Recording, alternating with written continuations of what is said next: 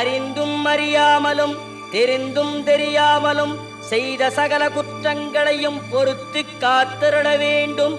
ஓம் ஸ்ரீ சத்தியமாய பொன்னு 18ஆம் படி மேல் வாழும் வில்லாளி வீரன் வீரமணி கண்டன் காசிராமேஸ்வரம் பாண்டி மலையாளம் அடக்கியாடும் ஓம் ஸ்ரீ ஹரிகரசுதன் ஆனந்த சித்தனையனையப்ப சுவாமியே.